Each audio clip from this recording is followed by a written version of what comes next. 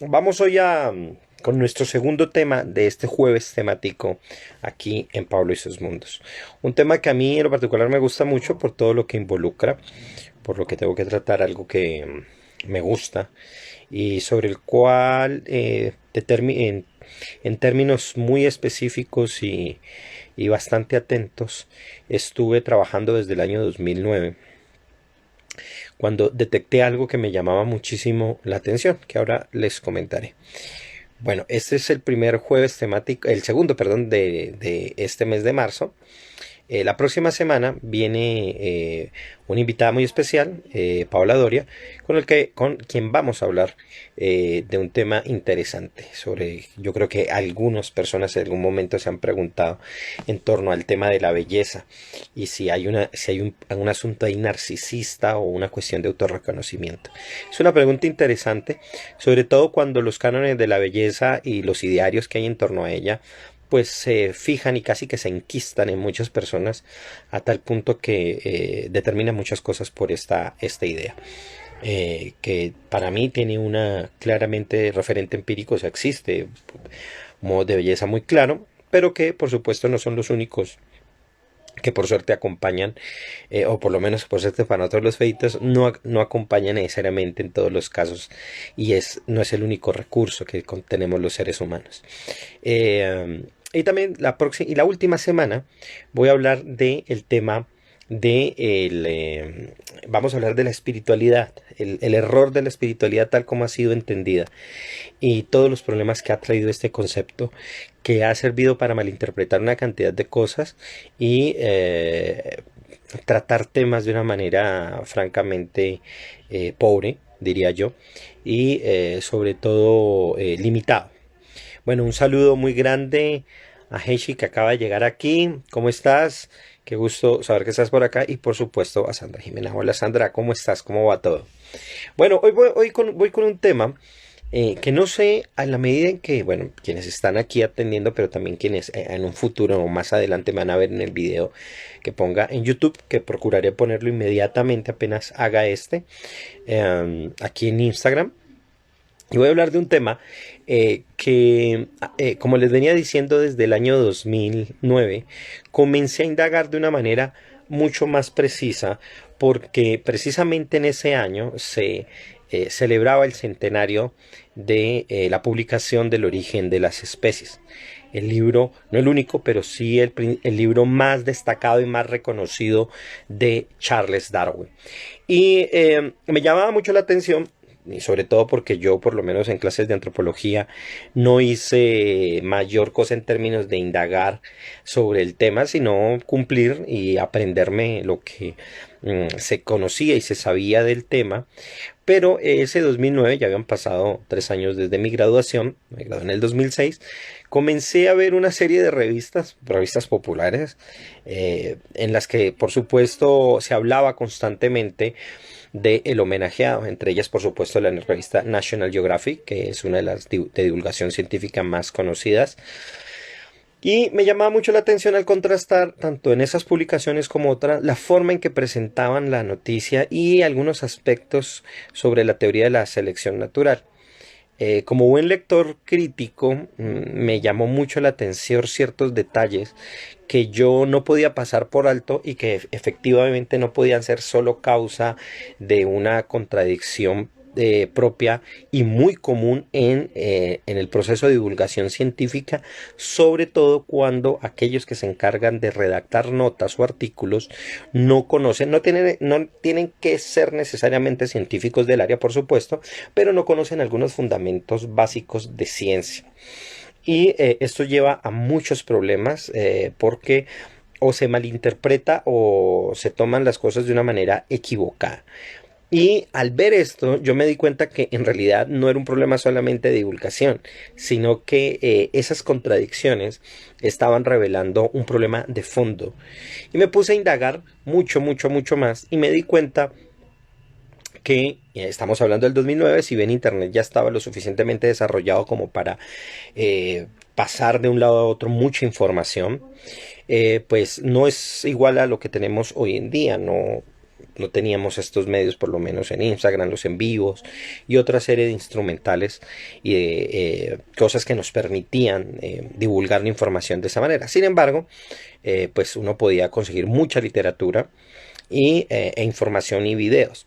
Y me puse a indagar y encontré que efectivamente otras personas, otros autores, otros biólogos, otros escritores, otros filósofos, otros científicos, ya habían puesto de algún modo el dedo en la llaga del darwinismo y querían ir mucho más allá de él.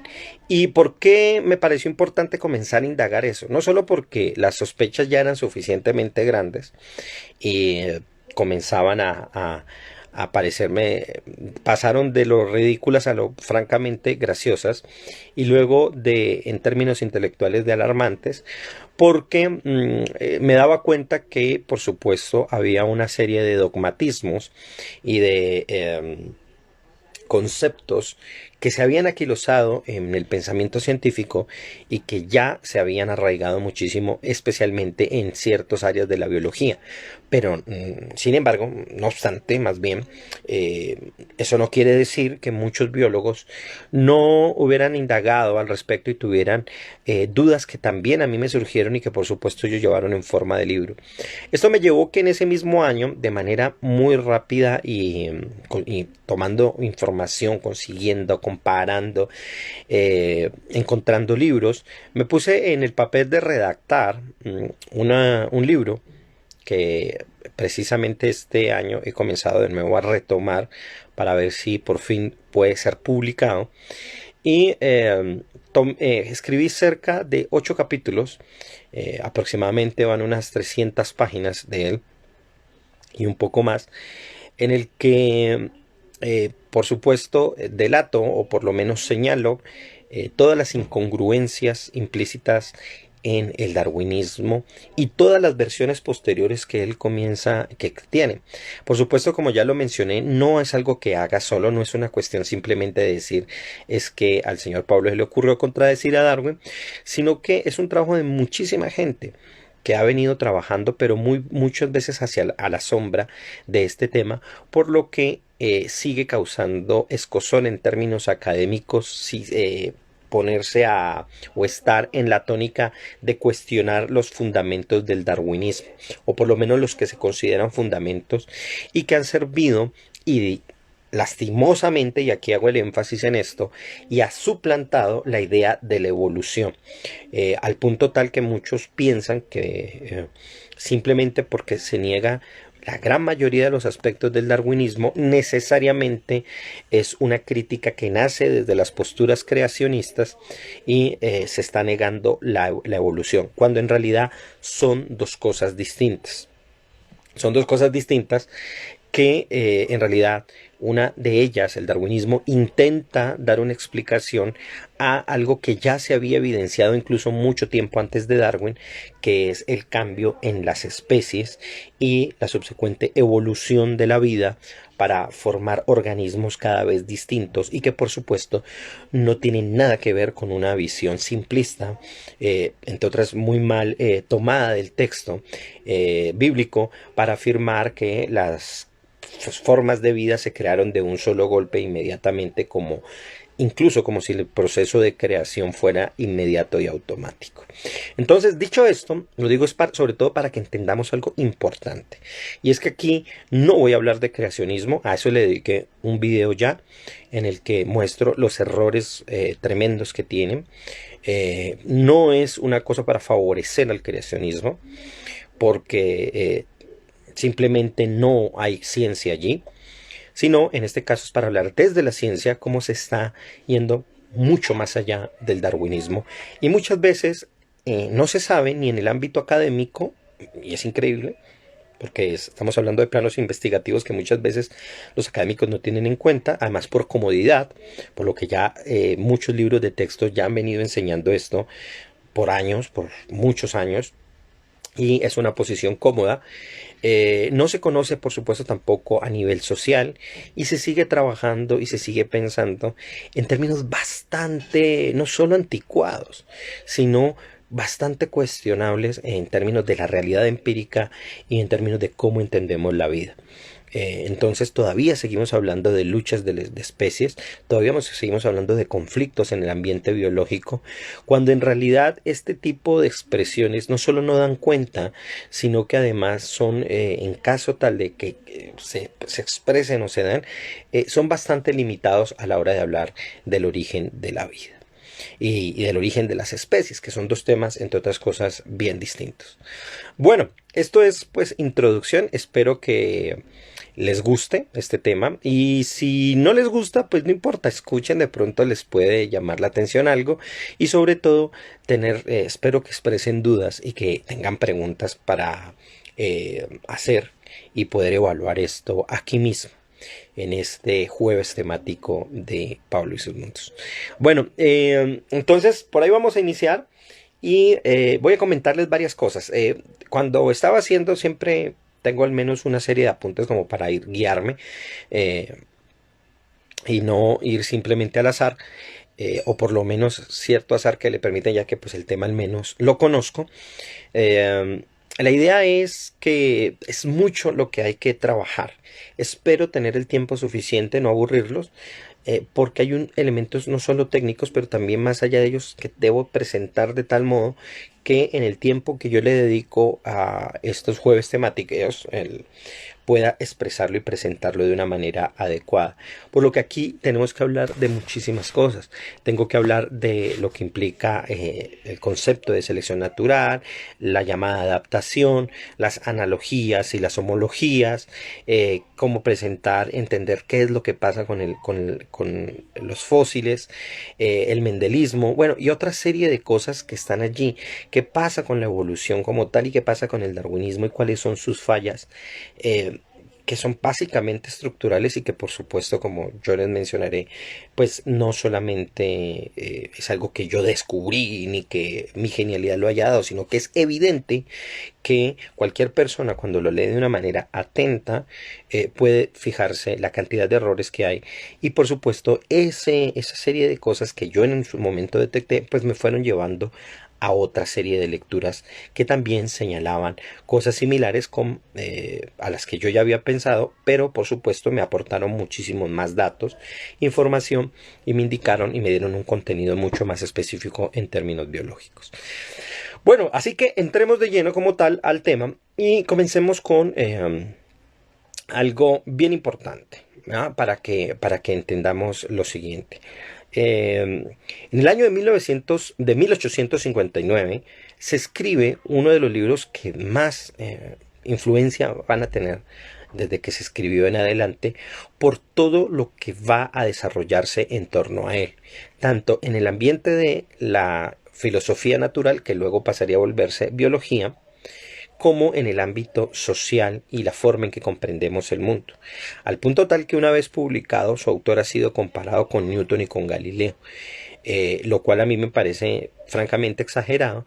Sin embargo, debo aclarar, y entre otras cosas, y esto lo hago para no hacer un hombre de paja a la hora de presentar los argumentos, porque es muy fácil presentar una versión caricaturesca de aquello que se va a contradecir o por lo menos que no se va a compartir para luego destruirlo. Es muy sencillo y eso es lo que quiero evitar en este momento.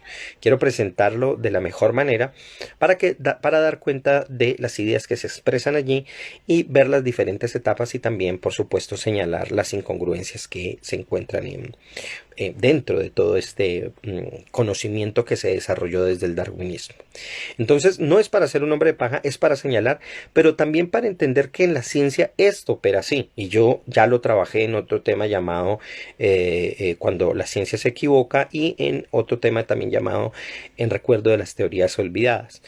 Particularmente, yo soy de los que opino que en términos de la ciencia el darwinismo pasará a ser otra de estas teorías que logró cierta fama durante un tiempo y ojo que en términos de la historia 100 años, 150 años, 120 años no es mucho en términos de la historia y que por un tiempo pues se consideró pero que hay los elementos suficientes que las ciencias biológicas en todas sus ramas y en todas sus disciplinas han recogido como para hacer una formulación en la actualidad lo suficientemente sólida y amplia como para dejar básicamente a la selección natural como un apéndice o un comentario incluso pues menor.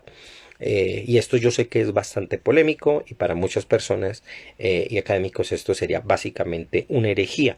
Y lo pongo en términos de herejía, de dogmas y todo eso porque detrás de esto hay un elemento conflictivo bastante fuerte de pensamiento espiritual. Y cuando digo pensamiento espiritual no me refiero al hecho de si existe o no el Dios o, no, o es el ateísmo, sino por el hecho de que el darwinismo sobre todo sirvió como elemento argumentativo para expresar y favorecer el ateísmo en contra de la versión, sobre todo la versión cristiana de la creación del mundo.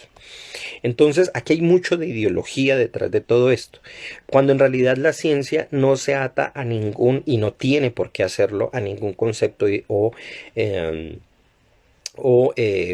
digamos, predisposición metafísica o concepciones y creencias como son en el caso del ateísmo y de el teísmo.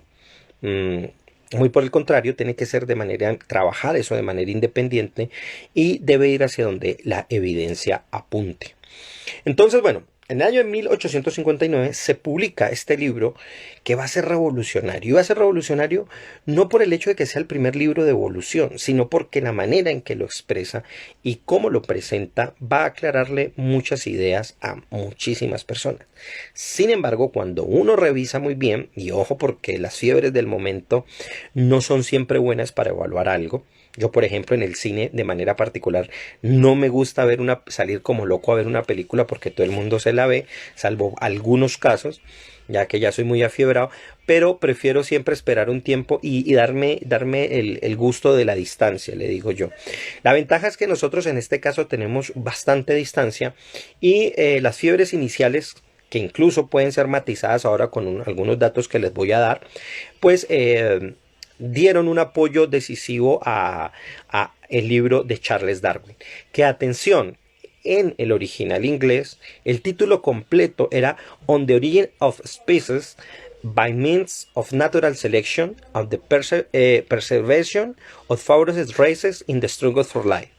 Es decir, básicamente el origen de las especies por medio de la selección o la preservación de las razas favorecidas, y ojo con el subtítulo, en la lucha por la vida. Y ojo porque aquí ya solamente en el título nos está diciendo mucho, porque aquí es un doble título en el que por un lado nos presenta un concepto general, pero esta conjunción o, el or aquí en inglés, nos está dando una equivalencia, es decir, el origen de las especies por medio de la selección natural o la preservación de las razas favorecidas en la lucha por la vida. Ese o nos está diciendo que es un título donde la primera parte del título es equivalente a la segunda, es decir, origen de las especies es idéntico a la preservación de las razas del favorecimiento de las razas en la lucha por la existencia. Y ojo porque aquí es donde vamos a notar uno de los primeros grandes problemas que hasta el día de hoy no se ha podido quitar el darwinismo de encima, y es el hecho de estar fundado sobre una tautología. ¿Ya? Eso es una cosa muy importante. De ahí debemos partir. ¿Ya? Entre otros datos, como muy dicientes del libro, que entre otras cosas me he dado cuenta, la gran mayoría de biólogos ni siquiera lo leen. Así como la gran mayoría de muchas veces de literatos no se han leído grandes obras que se supone deberían leer, empezando por el Quijote. Sino que muchas veces, y esto es un mal académico, muy frecuente, la gente lee libros de libros o de resúmenes o comentarios de comentarios y no se atreven a leer las obras mismas, sino que lo leen a través de un comentarista. Por lo general, salvo algunos casos, la gran mayoría de estudiantes de biología, hasta donde me he dado cuenta, incluso de ecología, no leen el libro mismo, sino que lo leen a través de los libros de texto. Y alguien dirá que efectivamente es mejor así, puesto que, por supuesto, ha corrido mucha agua desde la edición primera del Origen de las Especies, que entre otras cosas tuvo 6 ediciones distintas, y ahorita hablaré un poco de eso. Y por supuesto ha corrido mucha agua y han habido cambios, han habido transformaciones, de hecho de las cuales ya hablaré en un momento.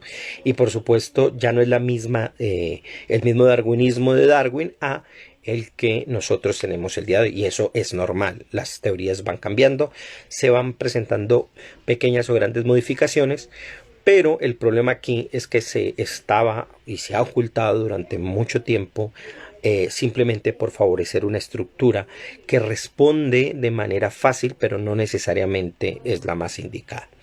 Entonces, esto es un punto importante, ¿no? Y es el hecho de que se funda sobre una tautología.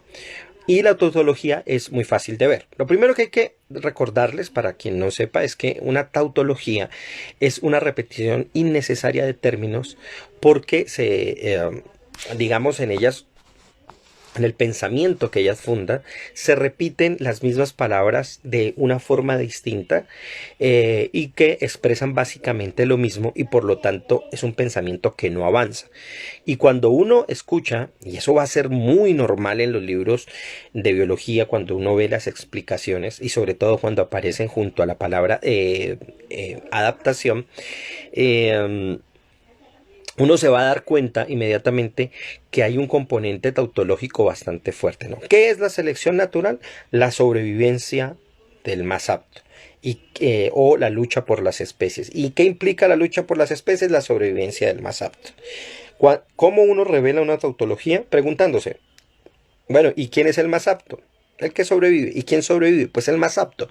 Y así va apareciendo cada vez más desarrollada la tautología. Lo interesante es que las adendas que se le hicieron al darwinismo con los años no borró esa tautología, sino que la transformó, ya fuera por distribución de genes en una población, o la capacidad de la aptitud o el fitness, entendido como la capacidad de los miembros de una especie de preservar o presentar a la siguiente generación, o producir más generación que tengan unos alelos diferentes de distribución de los genes diferenciadores que le permiten la selección, o que le permiten la adaptación en este caso, y que pasarían a ser los genes seleccionados.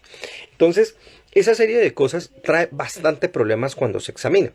Pero bueno, yo quiero comenzar a cuestionar algunos elementos para luego comenzar a presentar la visión general del darwinismo, qué es, de qué se trata, cuáles son las adendas que llegaron con el tiempo, y por supuesto comenzar a mostrar algunos de los errores. Ahora bien, luego de esto hay otro elemento importantísimo que hay que preguntarse y cuestionarse. Y es si realmente esta teoría de Darwin es original de él. Y muchas personas dirán, pero bueno, ya se sabe que fue Darwin quien lo postuló, y por eso muchos a partir de ello, y el caso más enfermizo es el de Richard Dawkins, simplemente lo presentan, y ojo, y esto es un error garrafal, como el padre de la evolución, simplemente porque estableció el mecanismo de la selección natural como la forma de entender la evolución, y esto no es en absoluto cierto. La evolución es un tema muy antiguo, ya se había desarrollado y se había concebido mucho antes. Incluso el mismo abuelo de Darwin, de Charles Darwin, Erasmus Darwin, ya había hecho un trabajo sobre la evolución, un trabajo por supuesto no muy científico, pero que apuntaba a todos los elementos básicos. Y si nos remontamos de algún modo hasta el mismo Aristóteles, pues ya la evolución se concebía. Y aquí viene algo importante. Esta idea de la lucha por la lucha de las especies, o la sobrevivencia del más apto, que términos entre comillas poéticos se expresa como la selección natural, en realidad no es una teoría propia de Darwin. en el libro que ya les mencioné que estoy escribiendo y que intitulé Los amados sofismas del darwinismo, comento que en realidad la teoría debería llamarse, o más bien lo que yo digo, la hipótesis, debería llamarse la teoría de Matthew Bleat Wallace Darwin. ¿Y por qué lo digo así? Porque tanto Henry Matthew como Edward Bleat, que fueron británicos que vivieron en Indonesia, la India, respectivamente, Matthew y Bleat, ya habían escrito mucho tiempo antes de Wallace y de Darwin una tesis similar al origen de las especies. El gran problema para estos autores fue que eran básicamente escritores de provincia, eran escritores que habían presentado sus artículos en revistas muy pequeñas y que particularmente en el caso de Henry Matthew y de Edward Bleat, Darwin había leído cuando en su viaje en el Beagle había pasado por estas zonas y había recogido mucha de esa información y con los cuales había también mantenido contacto. Algo que no estoy inventando, sino que el mismo Darwin lo dice en una nota que aparece en algunas ediciones de El origen de las especies, en las que él explica y da cuenta de los autores que él considera que les debe mucha información y de los cuales, por supuesto, él extrajo, digamos, el corazón del asunto. Y que, como les digo, no aparece, es una nota que no aparece en todas las ediciones del origen de las especies. Acá viene otro elemento importante. ¿Y por qué pongo incluso a Wallace antes de Darwin? Porque Wallace se sabe que escribió el artículo mucho antes, pero fue un artículo pequeño que el mismo Darwin conoció. Pero su gran amigo el geólogo le dijo que por favor publicara eso rápido, y aquellos que lo conocían también le decían que tenía que publicar rápido antes de que el joven Wallace, se adelantara. Y aquí hay algo importante que entender. Tanto la versión de Matthew como la de Bleat, como la de Wallace, como la de Darwin, son muy distintas a pesar de que hablen de una lucha por la existencia. Y especialmente hago énfasis en la de Wallace porque él quedó como el personaje secundario en toda esta historia, y no se le da mayor relevancia. Y lo digo que es distinto porque al cabo del tiempo, de los años, ellos terminarían separándose mucho intelectualmente, a pesar de que incluso la misma Academia Británica los reconoció como los dos teóricos que postularon la idea. Y se le hizo el reconocimiento, pero debido a que la obra fue más grande, más voluminosa y presentada con más elementos, Darwin queda aquí como el principal. Sin embargo, debo aclarar que en realidad, y eso es lo que la tesis que presento, la idea que presento en mi libro, en realidad era moneda corriente este pensamiento. Es decir, pensar que hay una lucha por la existencia y que ésta permite a las especies y a las formas de vida generar un proceso que le permite evolucionar, es algo muy corriente y que se puede encontrar en muchos otros autores. Es decir, la lucha, ya aparece el conflicto, incluso entre los griegos, como un motivo de guerra, de cambio y de transformación, lo cual sin duda en algún sentido es algo cierto. Pero cuando hablamos ya de la vida, presentarlo como el motor de la evolución es bastante problemático. Entonces, veamos que es tautológico. Veamos también, además, que es una idea que no es novedosa en realidad en Darwin, ya venía de otros autores, y que a la hora de la verdad en su obra pues no explica nada. Hay otro detalle no menos importante que a veces se olvida, y es el siguiente, y pregúnteselo cualquier persona que llegue a leer el libro. Y es que Darwin, a lo largo de todo el libro, que puede ser unas 600 páginas, nunca define la palabra especie. Hombre, un libro que se llama El origen de las especies y no define especie, es una cosa loquísima. Y reto a que busque cualquiera. Lo más parecido que hay una definición de especie es cuando dice que las especies son razas incipientes. Entonces me pregunto yo, pues podríamos ya haberle llamado al libro El origen de las razas incipientes. Claro, él no debe hacer eso porque en la segunda parte del título o el subtítulo, pues, o la segunda parte del título del libro, le llama la preservación de las razas favorecidas. Entonces no iba a poner dos veces razas allí. Entonces aquí hay un engaño bastante fuerte. No hay origen de las especies en el origen de las especies. Para empezar, no se define especie. Y si tengo yo el error, reto a quien sea para que me busque el pasaje donde él lo haga.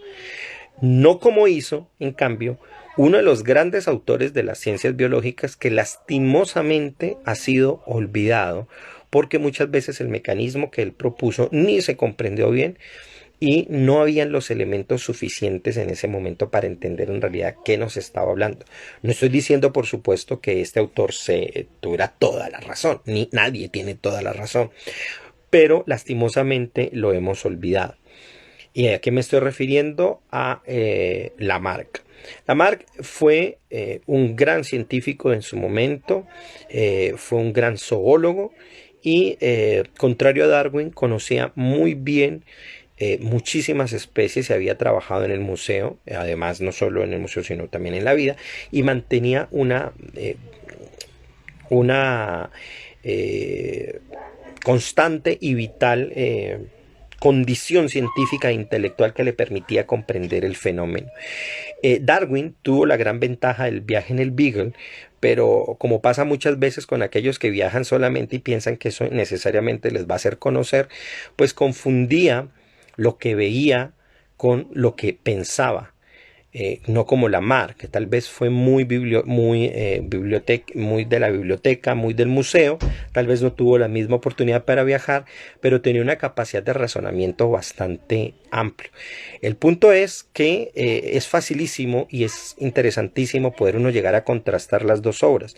La filosofía natural de Lamarck es una gran obra que lastimosamente ha sido olvidada, pero que yo destaco porque precisamente en Lamarck es donde se encuentra una primera gran definición de especie que básicamente en rasgos generales se sigue manejando el día de hoy.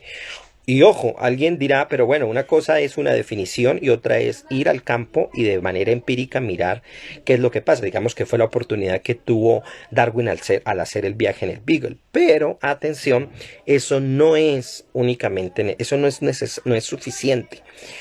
Porque una cosa es ver, pero ver a partir de las ideas que se tienen y sobre eso conceptualizar. En cambio, Lamarck ya había hecho un estudio, tenía un trabajo muy grande y tenía un sistema propio de clasificación que presentaba, por supuesto, muchas fallas, pero eso le permitió generar una idea de especie, idea que no aparece como tal en el origen de las especies. Eso es como si yo escribo un libro que se llame El origen del alma y nunca hable qué es el alma, nunca la defina. Y a lo largo del todo el libro de Darwin nunca se va a hacer. Y ojo, porque esta falta de definición del concepto de especie va a llevar un problema muy grande que a la hora de la verdad, cuando se intentaba entender qué es el origen de la selección natural, perdón, y cómo esto afecta o cómo esto tiene que ver con la lucha de las razas favorecidas en la existencia o en la lucha por la vida, va a ser muy problemático y por eso el darwinismo posterior, el que va a irse transformando con los años, no va a saber exactamente esa selección natural qué es lo que selecciona, si es al individuo, si es a una población, si es a la especie o cuando ya entra el mendelismo, cuando ya entran los factores genéticos, si tienen que ver con una selección de los caracteres. Ojo, ahí no hablamos de genes todavía, pero sí tiene que ver con la selección de genes y por lo tanto también la distribución de los fenotipos de los animales y de las especies existentes, ya sean plantas o de cualquier otro tipo. Especialmente, obviamente vamos a hablar aquí sobre todo de animales, ya mucho más reconocibles y trabajables a la vista. Entonces esto va a ser muy problemático. Y en ese sentido, si bien Darwin hay que darle cierto crédito, yo lo veo a él como alguien el que abrió la caja de Pandora de todo este asunto, pero abrir hay veces la caja no es tan importante como para saber qué es lo que hay dentro de ella y conocer todos los demonios internos que salen de esa caja. él nos puso el problema, pero presentó una solución que cada vez más se está diluyendo en los años, con el tiempo y con las pruebas que científicamente se están encontrando. Entonces, teniendo en cuenta eso, pues teniendo en cuenta que es una tautología, que la selección natural no, no es un concepto realmente estable, y obviamente voy a hablar un poco de las transformaciones que tiene, porque esto no sirve únicamente para refutarla. En realidad es un fenómeno, que es lo que yo considero que se ha crecido, o más bien un epifenómeno, un resultado de una serie de cosas que se ha crecido y que, digamos, se ha expresado de una manera eh, potencialmente poética para poder facilitarse ciertos procesos, y por eso uno encuentra a lo largo de la literatura biológica que simplemente habla de de la selección natural para resolver todo. Entonces uno encuentra párrafos donde básicamente usted puede cambiar la palabra selección natural por Dios y sigue igual la cosa. Es decir, la selección natural adapta, cambia, transforma, da posibilidades, hace que se sobreviva. Hay veces la selección natural son agentes biológicos que atacan una especie, hay veces es una montaña que se le cae al rinoceronte en particular. Es decir, la selección natural se vuelve el indefinido entorno que puede afectar a una especie, a un individuo o a una población, en toda esa confusión que hay, en esa confusión que llevó a hacer que las personas confundan entre evolución y especiación, y sobre todo conmutación particular, que es cuando hablamos en el caso de los individuos. Entonces, todos estos factores hacen que, por supuesto, se tenga una seria duda sobre este libro y sobre las cosas que dice. Sobre todo también porque El origen de las especies es un libro que, y eso no está mal en un autor que tuvo muchos cambios, pero el problema es que todas las ediciones, la que viene de 1859, la de 1860, la de 1861, la de 1866, la de 1869 y la de 1872, que esa sexta edición es la que queda como la canónica, y es de donde se traduce a otros idiomas, especialmente las actuales, donde se traduce, pero son tantas las diferencias y es interesante ver y comparar, y eso es lo que hago en el libro, comparar entre la primera y la sexta. Uno se da cuenta que muchas veces Darwin te quitó lo mejor por dejar lo peor, y en otras dejó lo peor intacto y hizo pocos cambios para bien. Sobre todo, y volviendo a Lamarck, porque muchas veces cuando Darwin no podía dar cuenta y cuando la selección natural no era lo suficientemente fuerte para dar la transformación y los cambios en las especies, él sacaba a su santo favorito, que era San Lamarck, y lo ponía a solucionar los meollos en los que él se metió. Quizás el caso más famoso es el del cuello de la jirafa, que para Lamarck era un asunto de distribución de una población en un territorio donde no alcanzaba a obtener todos los alimentos necesarios, y que gradualmente, con tal de ir alcanzando, en el caso de las jirafas, decía Lamarck, en un error tremendo pero entendible, pues el cuello de ciertos protoanimales antepasados de jirafas, o protojirafas mejor dicho, iban extendiendo su cuello poco a poco, y que este ejercicio continuo les iba permitiendo alcanzar las ramas más altas. Darwin, ante este tipo de problemas, no sabía cómo la selección natural iba a distribuir ese rasgo diferenciador y cómo iba a hacer eso un cambio o una aptitud como tal. Sin embargo, lo utilizaba para responder a ciertos problemas de cambios y transformaciones graduales en las especies. Y aquí viene otro de los grandes problemas, y es el gradualismo, que ahora también lo mencionaré, que es uno de los antecedentes fuertes que hay o que subyacen al origen de las especies, y que se ha visto, por supuesto, tiene grandes problemas a la hora de encontrarlo en términos empíricos. Un saludo a David, que acaba de entrar, a mi invitada de la próxima semana, Paola Doria, que está aquí.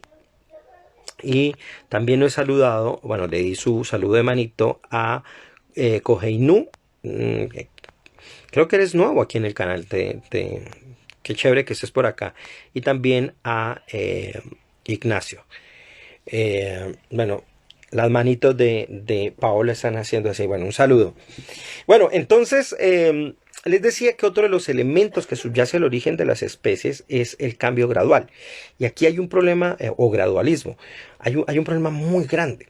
Y es que para Darwin, y esto influenciado por Charles Lyell, que fue un gran mentor de Darwin, el geólogo, él se acogió a la idea de que la naturaleza no trabajaba por saltos y prefirió pensar en la evolución gradual. Y ojo, porque aquí viene una imagen que incluso hasta el día de hoy que subsiste en muchas personas, y es la idea de que la evolución es algo lineal, que venimos desde los antiguos de bacterias y de elementos microbianos y que nos vamos desarrollando linealmente uno a uno hasta llegar al ser humano. Por supuesto, esta idea que Darwin tuvo ha sido totalmente modificada incluso por los mismos darwinistas, y se sabe que la evolución no es lineal, sino en algún momento se vio de manera arbórea, otra se vio de manera radiada, y por supuesto hoy gracias a una cantidad de avances ya se ve como una red completa de la vida que simplemente pues se asume y toma diferentes formas sobre, bueno, condiciones físicas, entre comillas, adaptaciones que se van presentando de una manera muy distinta, de acuerdo no solamente al espacio, sino también a la capacidad genética o al pool genético que cada una de las especies tiene. Un saludo a mi hermana Cris, que acabas de llegar. Bueno, entonces, el problema con el gradualismo es que si el gradualismo fuera efectivamente cierto y se presentara como tal, no solo la cantidad de variantes y de expresiones fenotípicas que se desarrollarían serían casi que innumerables, sino que además se necesitarían demasiado tiempo, mucho más que la Tierra ha tenido como desde que se originó y que permite el origen o el sustento de formas complejas de vida para que se desarrollara.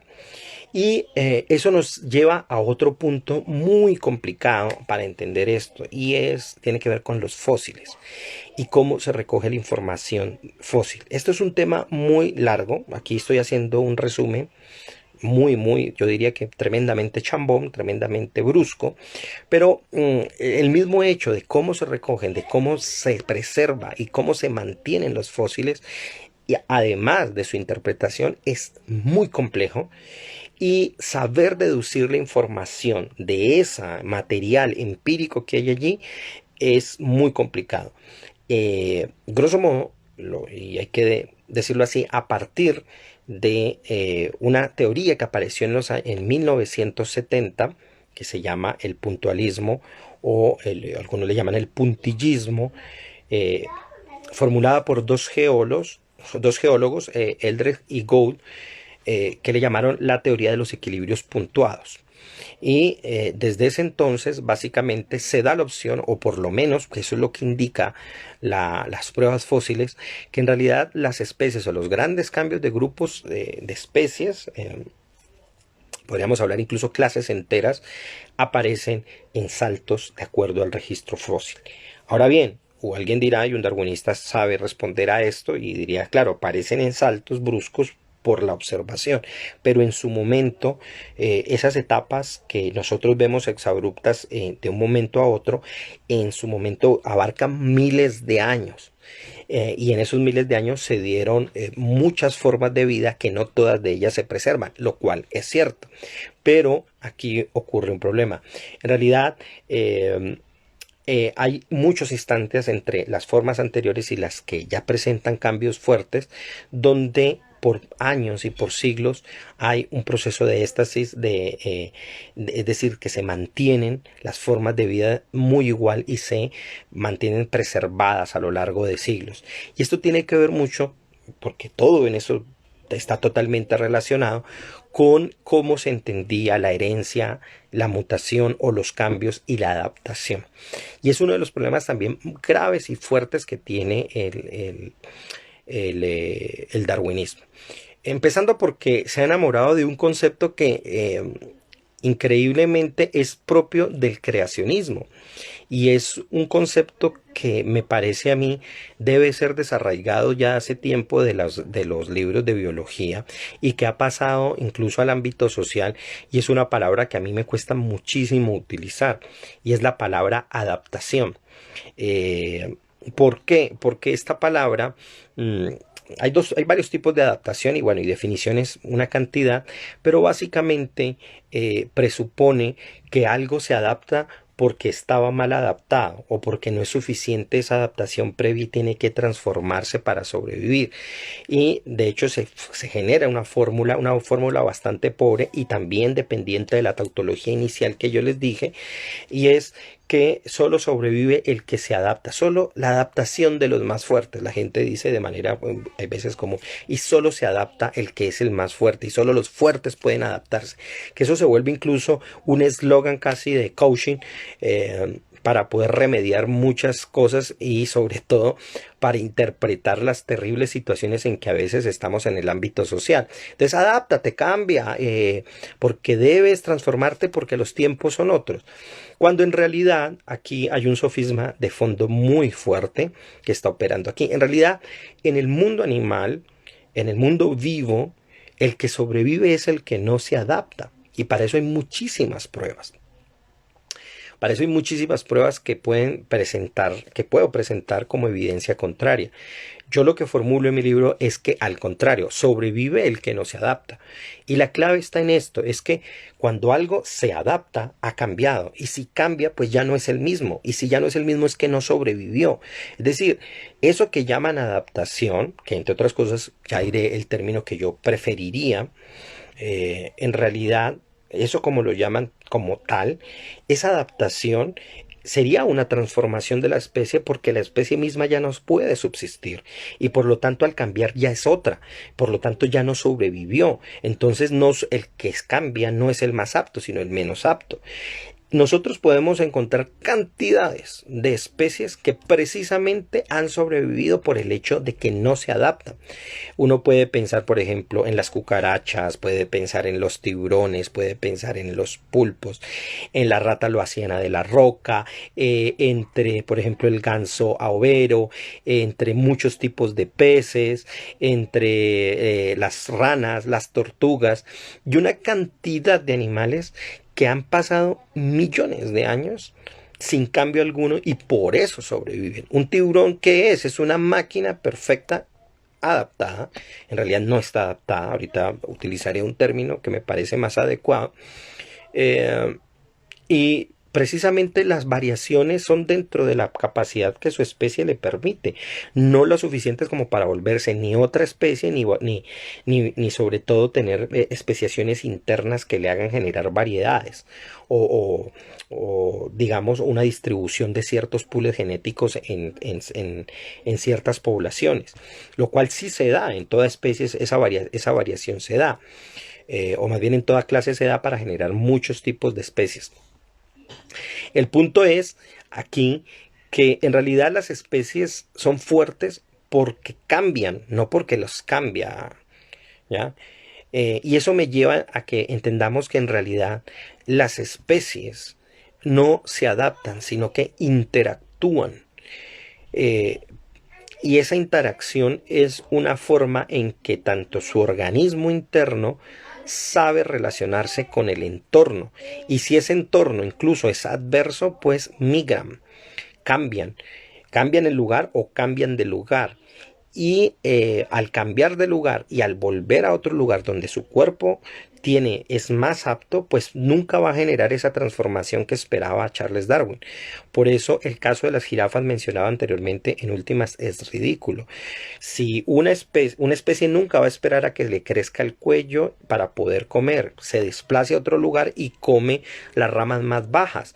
Entonces, y eso es realmente lo que pasa. Por eso uno puede ver toda la familia de las jirafas, y uno va a ver que hay una distribución a lo largo de toda una región donde se presentan ciertas características y otras no.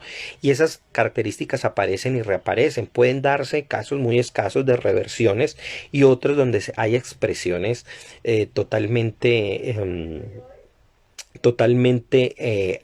entre comillas, novedosas, pero que en realidad estaban siendo o no habían sido expresadas dentro de...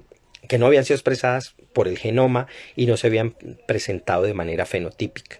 Y esto es importante por lo siguiente, que entre otras cosas tiene que ver, ya que estamos hablando de mutaciones y adaptaciones, tiene que ver con cómo nosotros entendemos ciertos elementos de la genética. En el aula popular, incluso hasta el día de hoy, muchas personas siguen hablando de genes recesivos y genes dominantes. No hay tal cosa, hay genes que se expresan y hay genes que no se expresan. Y ojo porque estas palabras, que son incluso las que va a utilizar el mismo Mendel, eh, son bastante complicadas porque seguimos hablando en términos jerárquicos, muy antropomórficos, para definir ciertos fenómenos de la vida. Entonces hablamos de jerarquías, de mayor o menor, de si algo está en progreso, y si ha evolucionado en términos de si es mejor con respecto a otro.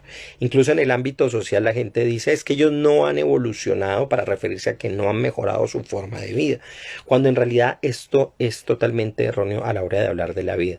La vida no evoluciona en términos de ir a una sola dirección. La vida evoluciona en términos de que se disgrega en muchísimas formas con distintos ritmos, porque en la vida no se presenta un mismo ritmo para todas las especies. Hay especies que a lo largo de los siglos o géneros de vida que a lo largo de los siglos se han bifurcado en muchísimas especies y otros que no cambian para nada. Con nosotros están todavía los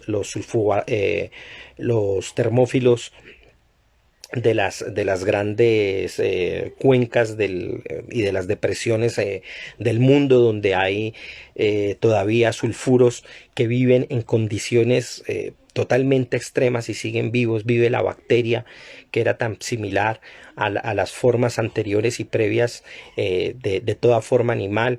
Viven estrellas de mar. Y también con nosotros viven las formas más nuevas. Aparecen cosas como el ornitorrinco, que son más bien novedosas en términos evolutivos. Es decir, en realidad en la vida, en la biología, no hay una selección como tal, sino una distribución natural que puede crecer o decrecer en términos de población. Y por eso nosotros podemos ver y pensar se está extinguiendo, no se está extinguiendo, o hay una mayor población en relación a eso. Bueno, un saludo a Isa, le mandé la manito. Isa, te estoy mandando saludos que acabas de llegar y nos sale su manita, un defecto aquí del Instagram. Y también a Felipe Garrido, que acaba de llegar también. Nicolás Rodríguez, un saludo enorme también. Qué bueno que estén por aquí. Bueno, otro de los problemas que también se olvida muchas veces del origen de las especies, del libro como tal, volviendo un poco a Darwin, es que la gente asume que fue un éxito total y que de manera inmediata y contundente ganó.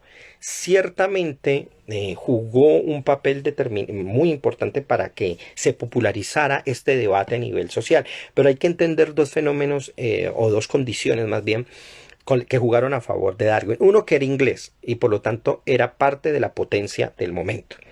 No es lo mismo que si esta teoría le hubiera dicho un colombiano de entonces o alguien de Indonesia. Era inglés y eso jugó a favor muchísimo.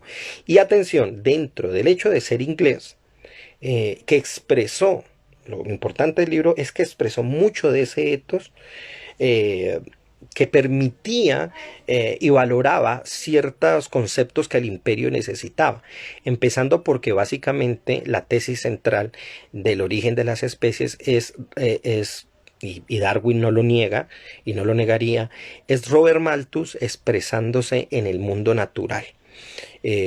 Por lo que la tesis central y la base para que le dio la solución de acuerdo a Darwin fue tomar el libro del ensayo de la población de Malthus y extrapolarlo o ponerlo en el ambiente de la biología, en el ambiente del mundo natural. No digo biología porque como tal no se hablaba en ese entonces, se hablaba de la filosofía natural. Sin embargo, hay que ver que no, en realidad, esa es la historia, la mitad de la historia. El éxito que nos han contado del libro de Darwin es la mitad de la historia. Cuando uno revisa atentamente, en su momento y en su época hubo muchos detractores, muchos de ellos por supuesto creacionistas, pero atención, y quiero que aquí nos quitemos un poco el prejuicio, y no por el hecho de ser creacionistas de ese momento quiere decir que eran menores o que no comprendían bien las cosas o que no tenían las capacidades intelectuales para ellos. En absoluto, eran personas totalmente capaces, con una comprensión y un trabajo científico muy grande, y que pusieron objeciones al libro de Darwin en su momento. Muchas de esas objeciones hasta el día de hoy sirven para ser el puntapié y contrastar, al punto tal que tengo una autora aquí increíble, defensora de Darwin a ultranza, dentro de los muchos libros que yo les puedo recomendar, pero la escritora Elena Cronin escribió un libro llamado La hormiga y el pavo real, un libro bastante extenso, y ella allí pues tiene que hacer una defensa precisamente de los autores que en su tiempo atacaron a Darwin, pero que cuando uno los lee con detenimiento, y que lástima no han sido traducidos al español, y eso es una de las cosas que, igual que Lamarck, no, vaya, pregunte en una librería, pregunte por el origen de las especies, le entregan en varias ediciones, pero vaya y pida la filosofía natural de Lamarck, a ver en cuántas ediciones se lo pueden pasar. A mí me tocó conseguirlas por PDF y lo imprimí, porque no se consigue. El punto es que hubo dos, voy a nombrar solo dos de los grandes contradictores de Darwin en su momento. Uno de ellos, especialmente porque lo he tenido la oportunidad de leerlo por citas de otros, es casi que un héroe intelectual mío, y digo casi porque no he podido leerlo en su plenitud, y es Fleming Henkin, que fue el que más hizo patinar a Darwin en su momento.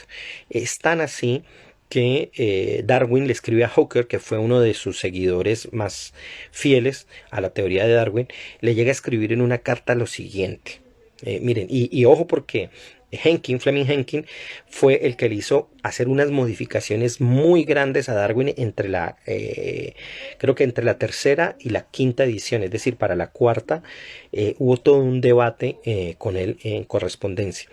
Darwin llegó a escribir de Fleming Henkin lo siguiente, dice, y esto está en una de sus cartas, dice lo siguiente: solo han transcurrido 2 años desde la última edición del Origen, y me disgusta bastante comprobar cuánto tengo que modificar y cuánto tendría que agregar, pero he decidido no agregar mucho. Atención, o sea, a pesar de que reconoce que tiene que cambiar mucho, no lo va a hacer tanto.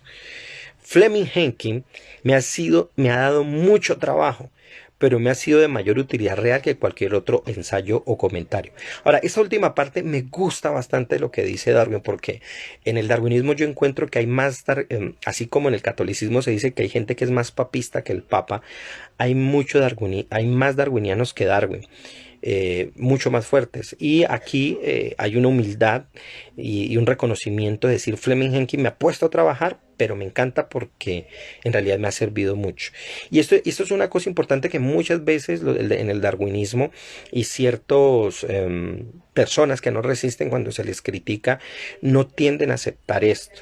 Y es el trabajo que lo ponen a hacer. Yo recuerdo una vez un debate que tuve, esos debates que hay en Twitter, cuando alguien ponía una noticia y daba cuenta del desarrollo gradual del cuello largo en algunos dinosaurios. Entonces, perdón, en la jirafa, que había otra explicación, y yo le decía, mi forma de ver las cosas, dije, pero es que no nos debería aterrar tanto el cuello largo de la jirafa, cuando este rasgo en realidad ha aparecido distribuido en otras especies y en otros momentos. Y entonces le mencionaba yo el caso del Diplodocus, o de cualquier otro, o de los brontosaurios que tenían cuellos extensos, y la persona me dice: sí, pero es que ellos vienen de otra rama, están muy lejanos, y los antepasados en común son pues no están cerca. Yo le dije: sí, por supuesto, pero eso quiere decir que las especies arrastran un pool que se distribuye, va cambiando, se segmenta, podríamos hablar que adquiere módulos, y se van diversificando, pero arrastran ciertas características que se expresan en algún momento dado. Entonces, pues no le cayó muy bien mi respuesta, porque por supuesto no se acogía a la visión tradicional de pensar que efectivamente era una adaptación de la jirafa, que es la visión darwinista, y no como se lo presentaba yo, que es simplemente la reexpresión de una característica que puede otra vez presentarse cuando las condiciones se dan en un cierto animal. Y que no necesariamente tienen que verse como regresiones. Bueno, este fue uno de los autores que le puso el dedo en la llaga y que sobre todo hizo que Darwin patinara con respecto a la visión y la idea que tenía él sobre la selección natural. Fleming Henkin lo que le hizo ver es que esa selección natural, como le expresaba en las ediciones, que él modificó mucho y que muchas veces no supo cómo responderle en realidad a Henkin, en realidad no era una fuerza que permitiera la evolución, sino que simplemente era una forma de estabilizar, que simplemente habría de mantener, y que muchas veces las novedades que presentaría o que llegara, permitiera presentar la selección natural, en realidad estarían siendo diluidas por la herencia y por el cruce libre de las especies que estarán ahí. Es decir, aparece una novedad muy pequeña, gradual, o que le permitiría entender cierto gradual, no las grandes expresiones, no las mutaciones o saltos, a las cuales, como dije, Darwin le tenía un pavor tremendo porque rebatirían por completo su teoría, sino que a esas pequeñas expresiones, dice Henkin, una vez expresadas y aparecidas dentro de una población, de nuevo se diluirían porque en el cruce libre se perdería esa característica especial que le permitiría la sobrevivencia. Que entre otras cosas, él también ya iba apuntando algo que Stephen Jay Gould, en su crítica junto con un gran biólogo que es Richard Leontin, que fue uno de los primeros que se detecta en contraposición a Richard Dawkins, que las cosas no son solamente de genes, que no podemos pensar que solo en el gen está la solución para entender la evolución. Ellos se dan cuenta, Fleming Henkin se da cuenta que en realidad la selección no selecciona nada, que si acaso es una fuerza estabilizadora, pero que esa fuerza estabilizadora en realidad se puede entender simplemente como la herencia. Y ojo que no estamos hablando aquí todavía de Mendel, porque los trabajos de Mendel no se conocían, una fuerza estabilizadora que le permitiría a las especies conservar las características con las que normalmente permanece. Por lo tanto, pues no solucionaba nada.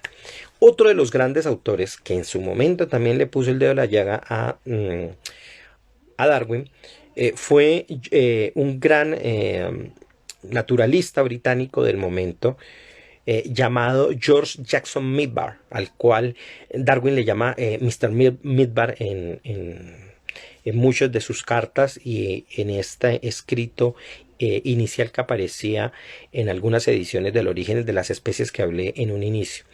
El caso es que él escribe un libro para contestarle a Darwin, un libro que se puede conseguir por internet y que lástima tampoco es muy conocido, que se llama El Génesis de las Especies. Si Darwin escribió El Origen de las Especies, Midbar escribió El Génesis de las Especies, donde le pone muchísimas trabas a la teoría evolutiva propuesta por Darwin y sobre todo apunta a la ausencia de pruebas que va a aparecer y que tienen que aparecer, o más bien que tienen no que aparecer, sobre las etapas intermedias entre dos especies. Es decir, y esto es un problema, volvemos al gradualismo, si hay dos especies, esta se transforma en otra, se supone para Darwin que tendrían que haber formas intermedias. Midbar le dice, no pueden haber especies intermedias, se pasa una a la otra, no hay intermedio. Entre otras cosas porque o el registro fósil da cuenta de ellos, o simplemente no aparecen, y no podríamos decir que en realidad estas son especies intermedias, sino que más bien estaríamos hablando simplemente de un paso de acá a acá, y este sería simplemente sus pasos, no como algo intermedio, sino como algo necesario. Y también es otro que junto a Fleming Henkin va a poner el dedo en la llaga para entender ese concepto de adaptación.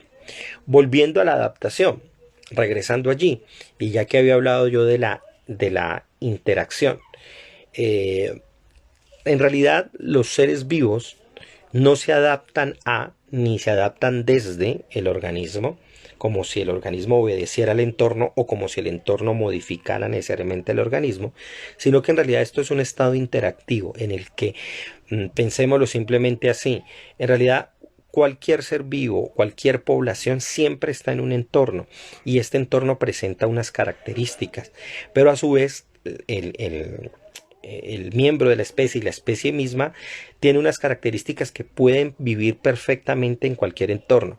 Por eso es una bobada completa decir, como uno encuentra en muchos libros, las alas de las aves están adaptadas al vuelo o los peces pueden estar adaptados al mar o tienen un cuerpo que es adaptado al mar. Eso es una bobada porque hay seres que no son peces y también, entre comillas, están adaptados al mar. Hay muchísimas especies que tienen formas similares y viven en ambientes distintos. Hay muchísimas especies que viven en ambientes totalmente distintos y se parecen muchísimo. Es decir, en la vida, ¿qué no hay? ¿Qué formas no se expresan? ¿Cuántos cambios y cuántas cosas no hay? Y esto no puede ser resuelto de esa manera. Entonces, para que nos quede un poco claro y para reforzar un poco esto, ya me queda el último tramo, la última media hora y espero que esto haya sido claro. Quiero que les quede quiero presentar de manera muy precisa las etapas por las que el darwinismo ha pasado y entendamos que han sido anexados varios momentos. Mi tesis o mi idea es que en realidad el darwinismo prácticamente en bloque, en todos los elementos que están aquí, salvo algunos casos, debe ser completamente transformado y entendido de otra manera. Y ojo porque, y atención, y aquí viene un buen elemento importante antes de decir esto. En ciencia pasa lo siguiente. Algún biólogo o alguien me puede ver y decir, no, pero usted se está pasando por encima de esto y esto y esto. Seguramente, pero hay un problema. Y es que muchas veces nosotros tenemos un defecto académico tremendo. No es malo en sí, pero cuando se ha hecho un énfasis lo suficientemente fuerte en ese ambiente, en ese aspecto, perdón, nos lleva a generar un ambiente académico, social, muy cuestionable. Y es que la sobreespecialización en ciertas áreas hace que muchas veces los científicos se enfoquen en un aspecto dentro del ámbito de la biología, pero no sepan ver el ámbito global. Yo soy de los que considero que hay que generar una ciencia de la integración y una ciencia de las generalidades. Eh, y que el conocimiento general es muy importante a la hora de poder entender cómo se unen y se sintetizan y cómo deben sistematizarse muchos conocimientos que se están generando desde las áreas especializadas. No está mal la especialización, pero sí hacer un énfasis exagerado en ello y pensar, porque muchas veces el zoólogo va a entender otra cosa muy distinta que el genetista, el geólogo va a tener una discusión con el etólogo y el problema no está en eso, que desde sus parcialidades por supuesto va a haber diferencias para interpretar los datos, sino que hay que generar un campo general de comprensión de todos esos fenómenos y con la evolución pasa exactamente eso. Muchas veces lo que ha pasado en esta historia que voy a contar es que ha aparecido un determinado científico que se especializa sobre esa área y dada al sesgo que se produce por favorecer aquello que es su especialidad, uno supone que desde allí se va a responder todo el fenómeno y no. Esto se necesita una visión bastante global. Bueno, la primera gran etapa que aparece el darwinismo, ya la mencioné, es la propia de Darwin y es el aporte como tal, es en el libro El origen de las especies, con todos los problemas que ya mencioné, como el hecho de estar fundado en una tautología, como el hecho de llamarse el origen de las especies y no llamar y no definir especie, y además de que no es una idea original como tal. Me pregunta aquí, Henshi me pregunta que cuál es el autor del libro que mencioné, el Génesis de las especies. Se llama George Jackson Mivart.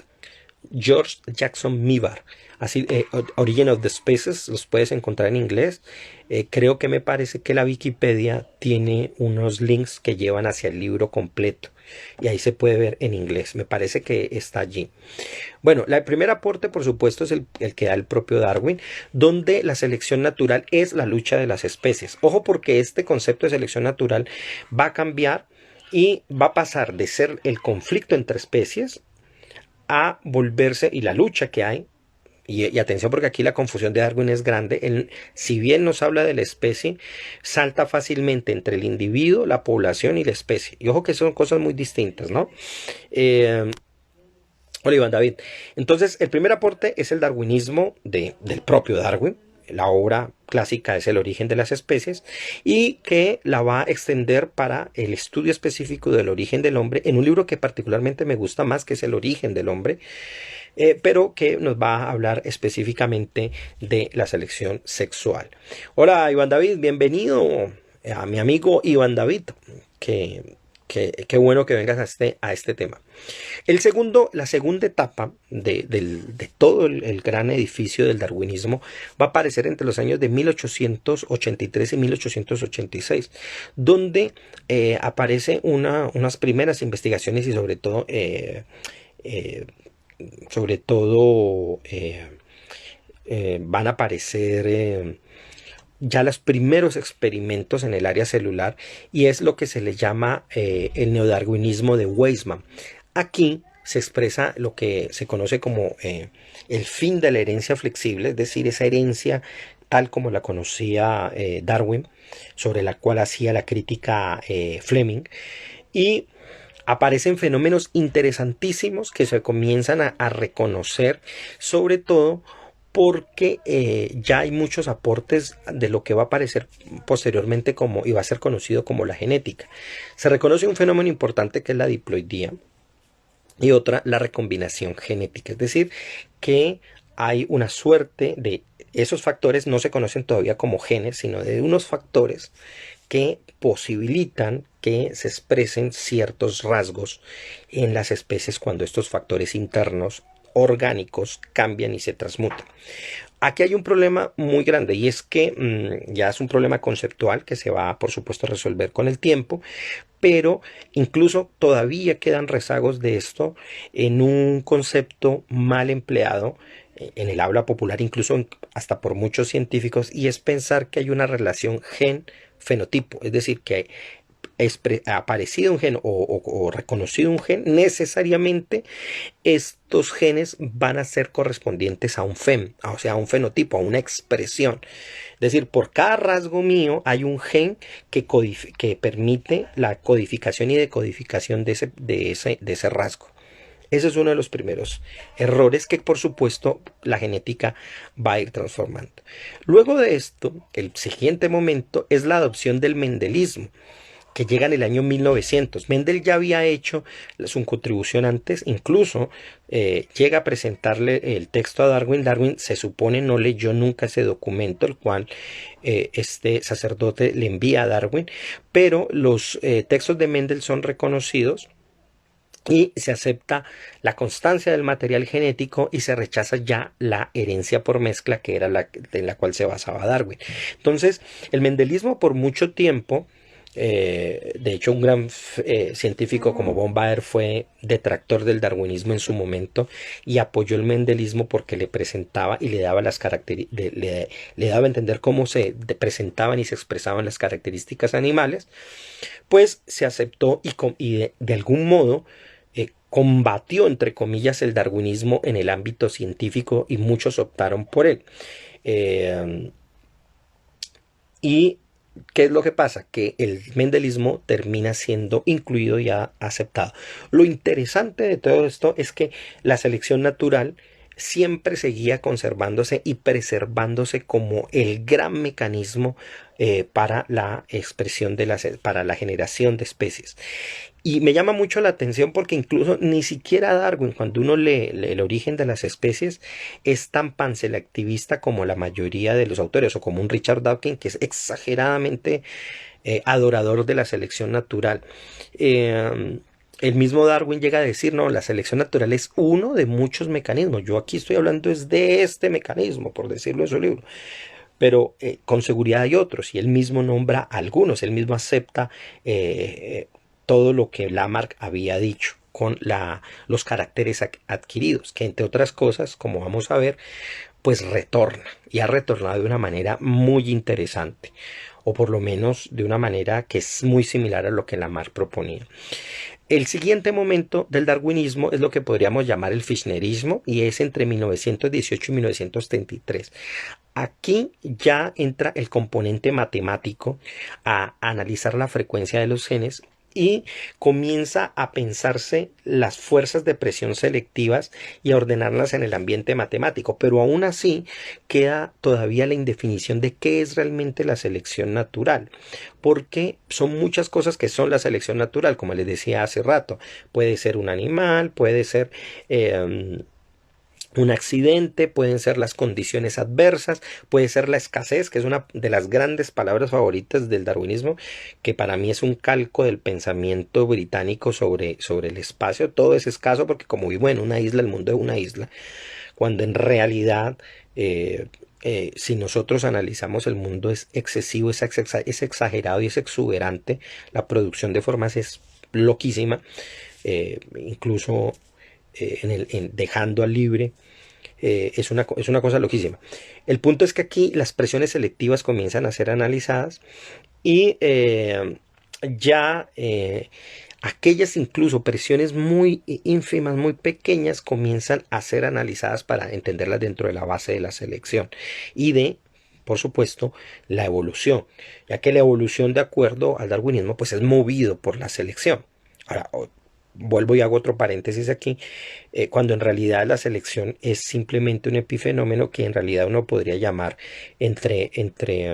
llamarlo simplemente mortalidad o sobrevivencia diferencial. No es más en realidad, es decir, se vive o se muere y los que sobreviven pues son los que van a continuar y punto, pero eso no es una gran explicación.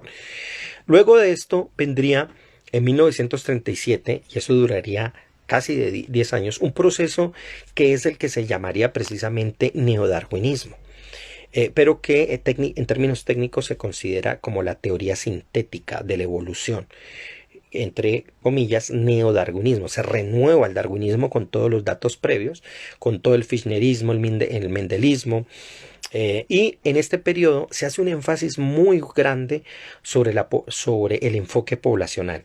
Ya no es el enfoque del individuo y de algunos rasgos y características, sino que ya comienza a hacerse el estudio sobre las poblaciones. Y ojo porque este es un punto sí bastante interesante e importante en el avance, porque hay que entender que para que un cambio o una especiación se dé, se parte siempre sobre una población en la que un rasgo se manifieste. No puede haber, o sea, una especie nueva no va a salir de uno o incluso de dos miembros de esta especie incluso que se reproduzcan. Si la cosa se da en uno, pues se murió esa variante, se murió esa novedad, porque si no tiene con quién reproducirse, pues ni modo. Pero si ya aparece ese rasgo en dos, es más fácil que se distribuya luego por el hecho de la reproducción, pero aún así eso no garantiza que ese rasgo siga siendo, digamos, el heredable. Que entre otras cosas, y aquí estoy aceptando y metiéndome en la fantasía darwinista de pensar que es un factor el que va a decidir que una especie sobrevive o no, cuando en realidad son muchísimos los elementos que están allí. Por eso el fitness es casi que difícil de medir, porque ¿qué hace apto a algún animal? En realidad son muchos factores que no son solamente únicos. Sin embargo, en este periodo, dándose cuenta de que hay un problema y sobre todo, y aquí no me he metido en esto, porque aparece una gran teoría en otro ámbito de las ciencias naturales, que es la que va a fundar en buena parte la ecología, y es la teoría de sistemas. Y por eso la teoría sintética comienza a darse cuenta de la necesidad de pensar en la diversidad, de pensar la distribución geográfica de las especies y darse cuenta que hay ritmos variados. Entonces, si nos damos cuenta, ya hasta el año 1947, no ha pasado el siglo, ya hay una transformación completa del darwinismo, por completo. Luego vendría la llamada postsíntesis, que es desde el año 1947, es un periodo bastante largo, hasta el año 1970, donde se vuelve un poco a ciertos postulados de Darwin y el individuo como tal reaparece como el centro de la selección, Sin embargo, a la vez se presenta el enfoque holístico mayor, donde se piensa al individuo en el entorno, y también comienza a presentarse un mayor reconocimiento del papel del azar y de las exigencias del medio. Y ojo, porque aquí el azar no va a ser el azar del físico, es el azar del biólogo, que es bastante, o del naturalista, que es bastante ambiguo y que va a servir de comodín para poder pensar que la selección selecciona, que es un elemento que Darwin no había tenido en cuenta. Es decir, que selecciona al azar, va cogiendo al azar factores que le permite. Con el tiempo, por supuesto, esto se ha dado cuenta que ni siquiera en el ambiente genético no se escoge al azar, sino que hay puntos muy exactos a los cuales los genes tienden, y tienden porque va a haber una revolución con el tiempo que ahorita mencionaré, que es lo epigenético. Eh, ¿Has escuchado la evolución de la belleza? Hipótesis de Darwin también al final de sus días. Sí, y está muy enraizada a la selección sexual. Eh, esa es una teoría que él comienza a darse cuenta. Hay un libro muy bueno que se dedica a eso, que precisamente desarrolla mucho esto, lo recomiendo mucho, se llama Las manchas del leopardo, de Brian Godwin, y es un libro que comienza a precisamente a indagar sobre ese concepto de Darwin, para darse cuenta que hay cosas que precisamente no tienen ninguna utilidad y que no presentan ningún rasgo seleccionador, es decir, existen porque sí, y no hace eso a algo más apto. También en el libro anterior que mencioné, el de Elena Cronin, la hormiga y el pavo real, pues dedica un poco a ese aspecto. Bueno, está hablando de la postsíntesis, y llega otra gran teoría que se da en el ámbito de la geología, ya la mencioné, y se desarrolla entre 1957 y 1970 con dos grandes geólogos, Eldridge y Gould, y ellos presentan una teoría que se llama la teoría de los equilibrios puntuados.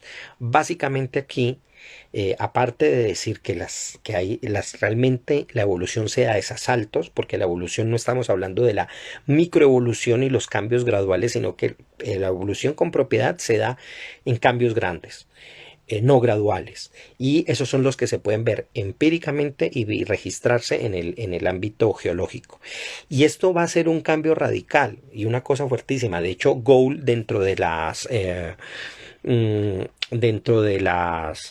en el ámbito académico va a tener un desprestigio, va a ser totalmente denostado, atacado, porque se sale por completo de lo que se consideraba el dogma central.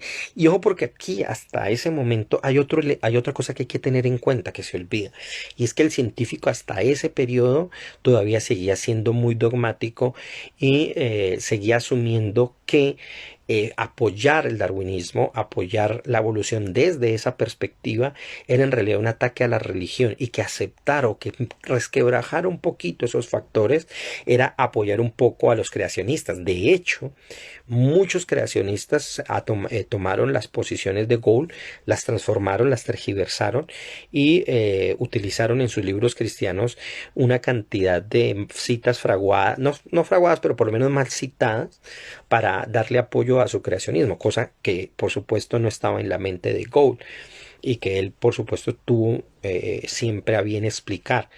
Eh, pero al cabo del tiempo también va a ser parte del darwinismo. El mismo Gould, con todo y lo que fue, entre comillas, un hereje de esto, siguió apoyando la idea central de que la selección natural seguía siendo el motor central, con bastante, o más bien, seguía siendo central, pero ya muy minimizada, bastante minimizada. Como por eso es que aún los no darwinistas seguimos leyendo a Gould, porque da muchos elementos para entender eso. Luego aparece también en paralelo a este en el año de 1969, y es un proyecto que va a comenzar y que tiene que ver con la pregunta que me acaba de hacer Iván David, y va a generarse hasta el año 1980, y es el redescubrimiento precisamente de la selección sexual. Y aquí se va a hacer un énfasis muy fuerte en la importancia del éxito reproductivo en la selección. Eh, Pero cuando examinamos, véase por donde se vea, en cualquiera de estas etapas, básicamente las dudas están. La selección natural no puede ser un motor de la evolución. Sigue presentándose básicamente su característica tautológica, así sea que se cambie el concepto y se diga que el más apto es simplemente el quien logre expresar o transmitir sus genes a la siguiente generación, presentando mayor frecuencia de los alelos distribuidos en la población. ¿Quién es el que es el más apto? El que sobrevive. Pero ¿cómo sobrevive? Pues preservando sus alelos a la siguiente generación y presentando esas características para que sea mayoritaria. Si volvemos, lo que han hecho más bien es extender la tautología, porque en realidad no se está explicando qué es lo que produce la evolución. Y ojo con esto, porque esto es un asunto epistémico muy fuerte. Una cosa es describir un proceso y otra cosa es pensar que esa descripción necesariamente explica el proceso. Y aquí no se está presentando eso. ¿Cuáles van a ser entonces las contrapartes y las cosas que yo voy a decir? Y que por supuesto no son solo mías y que no me baso en simplemente algo que me esté inventando, que me lo esté inventando esta noche.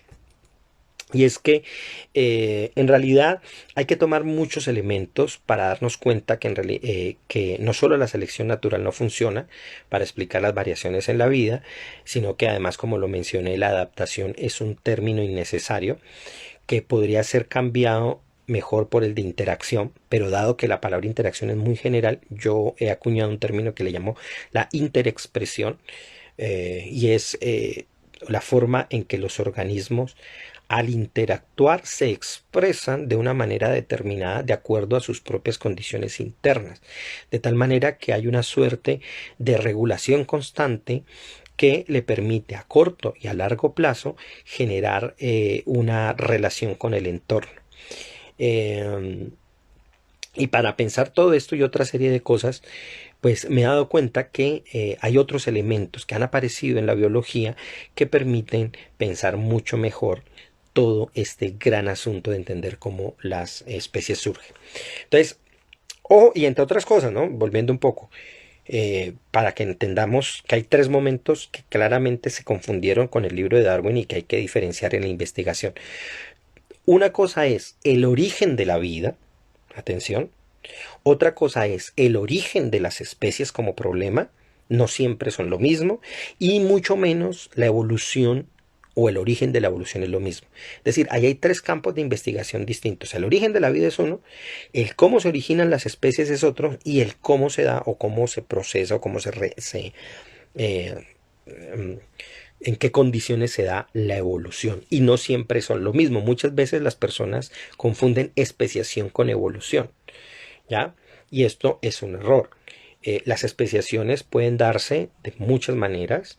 Quizás para mí uno de los mayores mecanismos es el de la deriva genética, donde simplemente, bueno, no simplemente, pero donde el fenómeno se da es que una parte de una población mayoritaria se escinde, pasa a vivir en otro lado, se aísla geográficamente y digamos que comienza esa variedad y ese pool genético que está allí, se diferencia y se cambia tanto que al cabo de mucho tiempo, cuando vuelven a reunirse estas dos especies, pues es difícil que se vuelvan a unir y a ser una sola especie, ya sea por cambios anatómicos o por cambios genéticos que son muy variados, entre otras cosas, porque eso que llamamos mutación en realidad es un saco de basura para hablar de una cantidad de fenómenos que se dan. O sea, mutación es una palabra muy general. De hecho, la palabra mutación es hablar de cambios, pero hay muchos tipos de cambios, y más aún cuando se descubren una cosa maravillosa que se llaman los genes OX, que son genes que ayudan a regular en todas las especies. Son los mismos genes en muchas especies, desde las moscas hasta los ratones, pasando por nosotros, que permiten regular las mismas partes corporales, y siendo los mismos genes generan las condiciones corporales para cada especie. Es como si fueran módulos, como si la naturaleza trabajara a partir de módulos o de esquemas generales, lo que la tradición alemana, que lastimosamente se quedó muy rezagada porque no se siguió investigando desde allí, llamaban los Bauplans, es decir, los planes generales para establecer formas de vida que que simplemente se recombinaban y comenzaban a generar procesos de transformación de las especies. Entonces hay que unir, yo digo que hay que unir al menos tres conceptos básicos aquí. Uno, la epigenética. Ya se me va a acabar el tiempo, vamos 9:30, pero la epigenética es para entender que no solo los genes importan, que en realidad los genes están dentro de un ambiente celular, las células dentro de unas condiciones orgánicas, y que es todo el individuo como elemento de vida dentro de una población el que debe ser comprendido, y que hay un estado de constante interacción. Ahí es que yo empleo la palabra interacción o interexpresión, simplemente para dar cuenta de cómo esto en realidad nunca se extiende. En el análisis sí, pero en realidad en la vida propia de las especies esto se sigue presentando. Y por supuesto, permite ver que el gen está dentro de un ambiente más grande. Aquí no hay tiempo para pensar en el gen egoísta. Eso es una tesis de Dawkins bastante rocambolesca, que no da cuenta de muchos fenómenos que en realidad pasan en la vida, especialmente dentro del ambiente epigenético. Otro de los elementos, y aquí hay que apuntar a alguien supremamente importante dentro de esto, y ella fue quien rescató por completo este concepto que ya había sido presentado por dos grandes biólogos rusos, y es el concepto de simbiosis, rescatado por Lynn Margulis, una de las grandes mentes científicas del siglo XX, y que además vivía en un ambiente científico a todo dar porque fue ex esposa de Carl Sagan, pero ella tiene unos méritos inmensos al generar y demostrado en laboratorio, además, entre otras cosas, y en el ambiente, demostrar la llamada endosimbiosis seriada, o la teoría de la endosimbiosis seriadas, donde apuntando al concepto de origen de la vida, que es diferente al origen de las especies, que los darwinistas a veces confunden mucho, apuntando desde allá se dio cuenta que por simbiosis se pueden generar cambios estructurales muy grandes y no es necesario un cambio gradual, y esto lo demostró en cómo ciertas formas previas a las bacterias o cómo las formas unicelulares pueden haber nacido de arqueas que fueron fagocitándose unas a otras hasta generar formas mucho más complejas. Y esto nos lleva, por supuesto, al tercer concepto, entre otros que podría rescatar, y es el de modularidad que ya mencioné, al cual yo le llamaría más bien evolución por revolución, y entendiendo aquí revolución el hecho de que los procesos se combinan y cambian todo el tiempo, y la evolución, sin llegar a pensarlo en el ambiente mecánico, en realidad la selección no es que seleccione, sino que podríamos hablar más que una selección natural, es de una elección natural en la que se juega con muchísimas cartas, y digamos que entre comillas la naturaleza, porque eso es una fuerza muy indefinida, ¿no? Estoy hablando de una entelequia al decir naturaleza. En realidad lo que pasa es que hay unos rasgos generales que se distribuyen y aparecen y reaparecen de acuerdo a las condiciones que cada especie, por la carga, por su pool genético, se lo pueda permitir. Entonces, esa modalidad es la idea de que la evolución trabaja por grandes módulos y formas que le permiten tener toda la variedad a partir de ciertos patrones comunes. Porque si ustedes agarran de todo el tipo de vida, usted va a encontrar que hay parecidos y similitudes, que en el ámbito de el darwinismo se ha visto simplemente y se ha diferenciado a partir de dos expresiones que son la homología y la analogía. Lo homólogo es porque vienen de un antepasado común, y lo análogo es porque se supone son características que se desarrollan de manera independiente, pero que aparecen por semejanza y porque se nos hacen similares, como decir las alas en las mariposas y las alas en los murciélagos.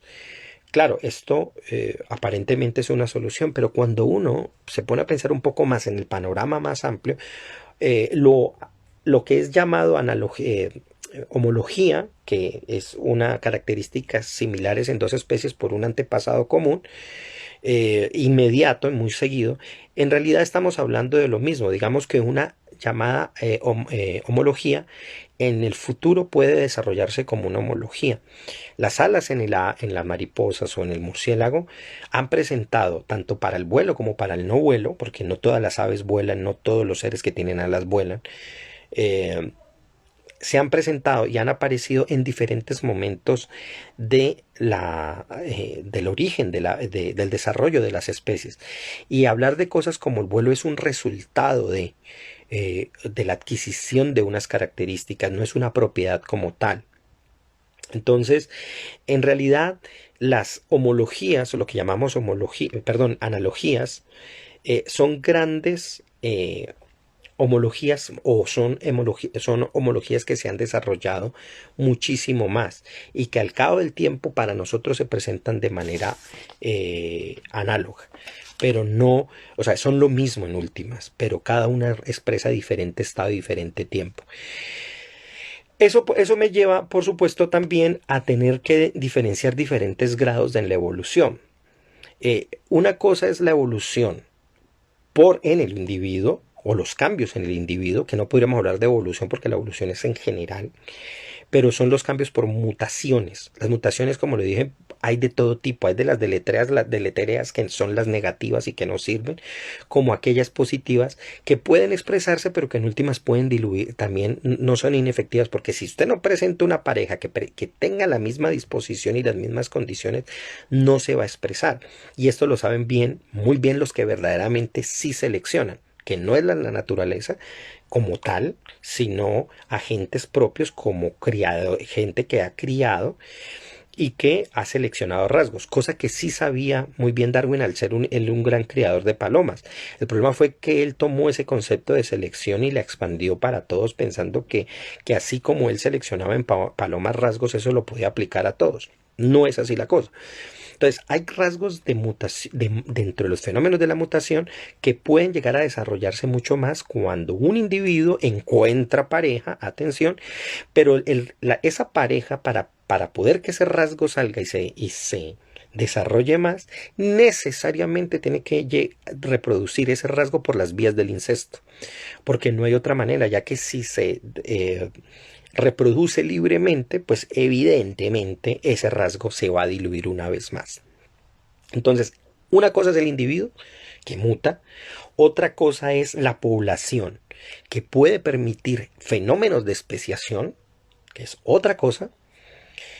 Otra muy distinta es la actividad simbiótica que puede darse entre poblaciones de especies y entre especies distintas, como los diferentes casos de mutualismo que entrarían dentro de la simbiosis, las diferentes fases de relaciones que hay entre muchas especies que colaboran unas con otras y que incluso en el ámbito microbiano se agregan unas a otras al momento de fagocitarse y que comienzan a volverse funcionales. Y ya en términos generales, y que es en el término amplios de los cambios de formas de vida que al parecer solo se dan bajo condiciones drásticas, estaríamos hablando con propiedad de la evolución. Entonces aquí hay diferentes fenómenos, hay diferentes cosas. Y por eso hay que ir mucho más allá del darwinismo. Esto es un resumen, no quiero demorarme más, espero les haya gustado. No podría extenderme más, me parece, como siempre lo he dicho, bastante grosero. Y antes agradezco a quienes me hayan seguido y hayan estado atentos hasta este momento. Esto lo hago para que apoyemos más la ciencia, para que sigamos avanzando, para que no pensamos que los logros se han hecho una vez y para siempre, y que no está mal que aparezcan nuevas personas que quieran ir más allá de ciertos dogmas o ciertas cosas que se establecen muchas veces como creencias, y que es necesario seguir haciendo la investigación. De hecho, yo todo esto comencé a estudiarlo y comencé a aplicarlo a la teoría de acción colectiva, y mi intención detrás de todo esto en un principio era desarrollar a partir de conceptos biológicos desarrollos que pudiera aplicar en el ámbito especialmente de la comunicación social, por lo que yo tenía en ese momento dejé eso totalmente abandonado, una teoría sobre la creación de yo le había llamado en ese entonces, no teoría, eso es muy grande, una hipótesis donde hablaba de la semiosimbiosis. ¿Y a qué me refería? La semiosimbiosis era el establecimiento de vínculos muy profundos entre seres humanos a partir de las semios, es decir, a partir de los signos, y cómo estos signos posibilitaban la generación de conciencias mayores en el ámbito mental, de tal manera que podríamos generar un tipo de transformación en las poblaciones desde el punto de vista de los actos simbólicos, y que es parte pues del desarrollo de la evolución en un aspecto muy propio que es el mental. Pero bueno, eso era una hipótesis que tenía, ahí morirá, pero aquí lo dejo anotado. El chiste era pues evidenciar esas transformaciones en los símbolos, tomando registros de la producción simbólica humana. Y ver cómo esto se identificaba allí y si se podía hablar eso con propiedad. Bueno, no es más, espero esto les haya gustado, que este jueves temático haya sido enriquecido y que vayamos mucho más allá, que siempre sigamos apoyando la ciencia, el conocimiento y leamos. Si quieren leer un poco más de autores no darwinistas, que son muchísimos, yo podría nombrarles cerca de 150 libros diferentes, además de artículos científicos estoy hablando de artículos científicos, de verdad no es mi libro que voy a escribir, que espero que lo compren, porque además de aportarle algunos datos, creo que se van a reír, pero hay artículos ya propiamente científicos que se dedican en cada uno de los en otra serie de fenómenos. Por ejemplo, no hablé de la transferencia horizontal de genes, que es un fenómeno fascinante. En la evolución, en el evodevo, en la embriología, que es otro tema que no toqué aquí, pues se han hecho muchos desarrollos, pero pueden iniciar. Recomiendo 3 libros, hay muchos, pero 3 libros para iniciar.